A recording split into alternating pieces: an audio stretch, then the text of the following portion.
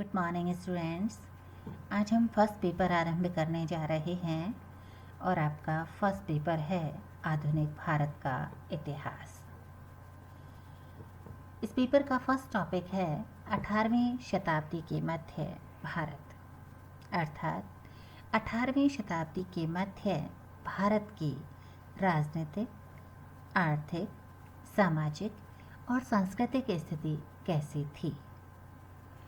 इसमें अगर हम भारत की राजनीतिक स्थिति की बात करें कि 18वीं शताब्दी के मध्य भारत की राजनीतिक स्थिति कैसी थी, तो इस वक्त तक भारत में यूरोपीय शक्तियों का आगमन हो चुका था।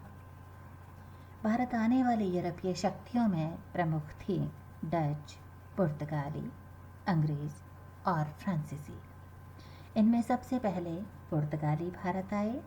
1498 ईस्वी में वास्को डी गामा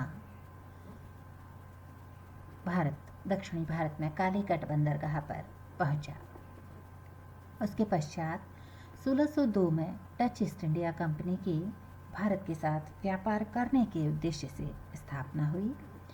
उसके पश्चात 1600 में अंग्रेजी ईस्ट इंडिया कंपनी की स्थापना हुई और 1608 में इन्होंने अपनी पहली फैक्ट्री सूरत में स्थापित की। भारत आने वाले यूरोपीय शक्तियों में सबसे बाद में आए फ्रांसीसी और फ्रेंच ईस्ट इंडिया कंपनी ने 1668 में अपनी पहली फैक्ट्री सूरत में स्थापित की। तो ये यूरोपीय शक्तियाँ भारत आ चुकी थी। इनका मूल उद्देश्य था भारत के साथ व्यापार करना, व्यापार के माध्यम से आर्थिक लाभ कमाना। भारत की राजनीतिक स्थिति का दूसरा महत्वपूर्ण बिंदु है परवर्ती मुगल उत्तराधिकारी। औरंगजेब के बाद के मुगल शासकों को हम परवर्ती मुगल उत्तराधिकारी कहते हैं। जब तक औरंगजेब रहा, भारत राजनीतिक रूप से संगठित रहा, क्योंकि औरंगजेब अंतिम शक्तिशाली मुगल शासक था। उसके पश्चात मुगल शासक तो बने, लेकिन ये परवर्ती मुगल शासक नितांत अयोग्य थे और इनके समय में दरबारी षड्यंत्र बढ़ गए थे। अमीरों के दरबारी षड्यंत्र बढ़ गए थे। अमीर वर्ग इन पर हावी रहा और इनको गद्दी पर बिठाना, गद्दी से उतारना उनका मुख्य कार्य बन गया। तीसरा महत्वपूर्ण बिंदु है स्वतंत्र राज्यों का उदय। 18वीं शताब्दी के मध्य तक बहुत सारे स्वतंत्र राज्यों की स्थापना हो चुकी थी। इनमें हैदराबाद में चिनकिलिच खां या निज़ामुल मुल्क ने स्वतंत्र राज्य की स्थापना की। दूसरा महत्वपूर्ण राज्य था बंगाल में मुर्शिद कुली खां ने स्वतंत्र राज्य की स्थापना की। तीसरा है अवध में सआदत खां ने स्वतंत्र राज्य की स्थापना की। इसके अलावा गुजरात, मालवा, पंजाब में स्वतंत्र राज्यों की स्थापना हुई। मैसूर में हैदर अली ने स्वतंत्र राज्य की स्थापना की। दक्षिण में मराठे शक्तिशाली थे और पेशवाओं के नेतृत्व में मराठे निरंतर अपनी शक्ति बढ़ा रहे थे। तो ऐसे बहुत सारे स्वतंत्र राज्यों की स्थापना 18वीं शताब्दी के मध्य तक भारत में हो चुकी थी। तो ये है भारत की राजनीतिक स्थिति। अगर हम भारत की आर्थिक स्थिति की बात करें तो 18वीं शताब्दी के मध्य तक भारत कृषि प्रधान देश था, आज भी कृषि प्रधान देश है। भारत में कृषि परंपरागत साधनों से की जाती थी और भारतीय कृषि अधिकांशतः वर्षा पर आधारित थी। सिंचाई के लिए नहरें बहुत कम थी और आय का महत्वपूर्ण साधन भू राजस्व हुआ करता था। इसके अलावा अगर हम व्यापार वाणिज्य की बात करें तो भारत का व्यापार और वाणिज्य समृद्ध स्थिति में था, उन्नत स्थिति में था। भारत का आंतरिक और विदेशी व्यापार दोनों ही उच्च स्थिति में थे। व्यापार के कुछ महत्वपूर्ण केंद्र थे: लाहौर, मुल्तान, बंगाल, गुजरात, सूरत, ढाका की भारतीय व्यापार के महत्वपूर्ण केंद्र थे। और भारत का विदेशी व्यापार भारत के नेबरिंग कंट्रीज से, इनमें लंका, बर्मा, चीन, जापान, पूर्वी द्वीप समूह, नेपाल, मध्य एशिया, अफगानिस्तान, इनसे भारत का व्यापार मुख्यतः होता था।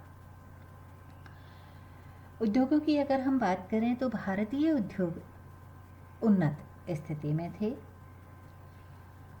संपूर्ण 18वीं और 17वीं और 18वीं शताब्दी में देश स्वदेशी उद्योगों के कारण विश्व भर में विख्यात था। भारतीय माल की विदेशों में बड़ी मांग थी और भारत के ग्रामीण और शहरी उद्योग महत्वपूर्ण थे। इसके अलावा हथकरघा उद्योग, हथकरघा बुनाई का जो उद्योग है वो भी महत्वपूर्ण था। सूती वस्त्र के साथ साथ रेशम उद्योग भी भारत का महत्वपूर्ण था। बनारस, आगरा, लाहौर, अमृतसर, पटियाला, मुर्शिदाबाद की रेशमी व्यापार के महत्वपूर्ण केंद्र हुआ करते थे। तो ये है भारत की राजनीतिक। अगर हम भारत की सामाजिक स्थिति की बात करें तो भारतीय समाज परंपरागत 4 वर्णों में विभक्त था। हिंदू समाज परंपरागत 4 वर्णों में विभक्त था, लेकिन इस समय तक यानी 18वीं शताब्दी के मध्य तक मुसलमान भारतीय समाज का अंग बन चुके थे। और भारतीय समाज में इस समय तक पारसी लोग भी महत्वपूर्ण हो गए थे। भारतीय समाज में ईसाई लोग भी बढ़ते जा रहे थे, क्योंकि अंग्रेज़ व्यापारियों के साथ ईसाई धर्म प्रचारक भी भारत आए और भारत में बस गए। इसके अलावा भारत में मध्यम वर्ग का, भारतीय समाज में इस समय मध्यम वर्ग का उदय हुआ। अंग्रेजी शिक्षा, पाश्चात्य विचार और रहन सहन से प्रभावित होने वाला ये वर्ग इस समय उदित हुआ। इसमें व्यवसायी, व्यापारी, दुकानदार, वकील, डॉक्टर, शिक्षक, मैनेजर, निरीक्षक आदि महत्वपूर्ण थे। सामाजिक स्थिति की दूसरी महत्वपूर्ण विशेषता थी जाति प्रथा। जाति प्रथा इस वक्त जटिल थी और भारत में इस वक्त लगभग 200 जातियां और 2000 उपजातियां पाई जाती थी।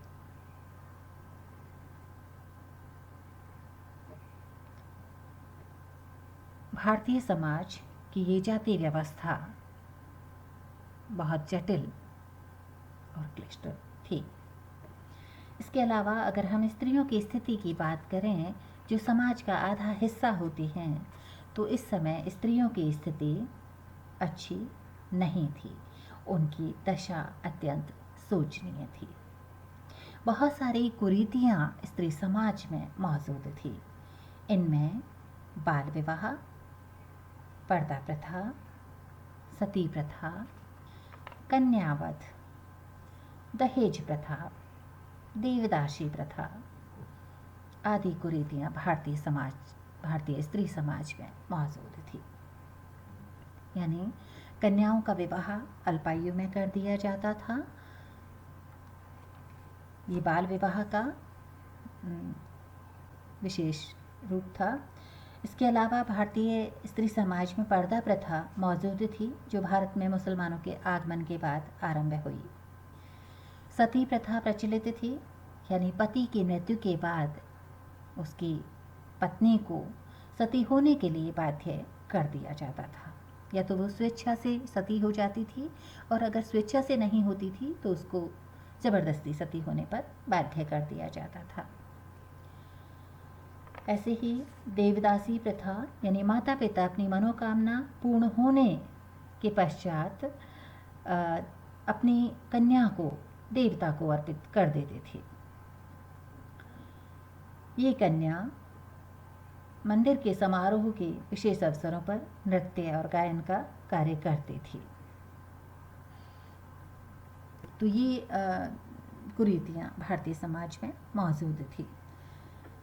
इस वक्त का भारतीय समाज जटिल था, रूढ़िवादी था और आसानी से किसी भी तरह का परिवर्तन स्वीकार नहीं कर रहा था। जड़ था, उसमें जड़ता आ चुकी थी, वो अपरिवर्तनशील बन चुका था। तो ये सामाजिक जो ढांचा है वो बहुत रूढ़िवादी रहा। अगर हम सांस्कृतिक स्थिति की बात करें कि इस वक्त सांस्कृतिक स्थिति कैसी रही, तो भारत में शिक्षा का विकास हो रहा था और मुगल काल में मकतब और मदरसा शिक्षा के महत्वपूर्ण केंद्र थे, लेकिन 18वीं शताब्दी तक आते आते हिंदू शिक्षा के भी कुछ महत्वपूर्ण केंद्र विकसित हुए। इनमें बनारस, तक्षशिला, मथुरा, प्रयाग, हरिद्वार, उज्जैन, अयोध्या ये शिक्षा केंद्र महत्वपूर्ण थे, जहां देश के विभिन्न भागों से छात्र आकर शिक्षा प्राप्त करते थे। शिक्षा में महत्वपूर्ण विषय थे व्याकरण, गणित, साहित्य, इतिहास, भूगोल, यूनानी चिकित्सा और ज्योतिष। इसके अलावा वेद, पुराण, दर्शन, इनकी मुख्य रूप से शिक्षा दी जाती थी।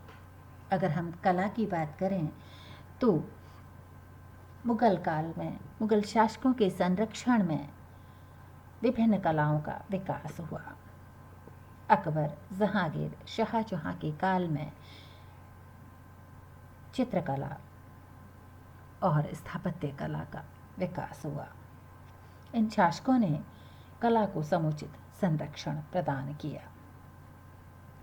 मुगल काल में हिंदू कला का भी विकास हुआ।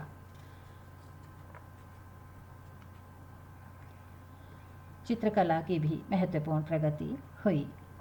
हुमायूं चित्रकला के अनुरागी थे। जहांगीर को चित्रकला का बहुत शौक था। इन्होंने अनेक चित्रकारों को, अकबर, जहांगीर ने अनेक चित्रकारों को संरक्षण दिया और जहांगीर के शासनकाल में चित्रकला की सर्वाधिक प्रगति हुई। तो ये है 18वीं शताब्दी का भारत, यानी इस समय भारत में राजनीतिक अराजकता व्याप्त थी, सामाजिक कुरीतियाँ, बुराइयाँ आदि मौजूद थी, आर्थिक स्थिति संतुलित थी। सांस्कृतिक दृष्टि से भारत पतन की ओर अग्रसर था। भारत अपनी सांस्कृतिक विरासत को भूलकर अनाचार, व्याभिचार की तरफ बढ़ रहा था। ऐसी परिस्थितियों में भारत में पाश्चात्य संस्कृति का प्रभाव बढ़ने लगा और धीरे धीरे भारतीय पाश्चात्य संस्कृति में पूरी तरह से डूबने लगे। तो ये है 18वीं शताब्दी के मध्य भारत। ये आपका फर्स्ट टॉपिक है। आज के इस वीडियो में इतना ही। अगले वीडियो में फिर मिलेंगे। धन्यवाद।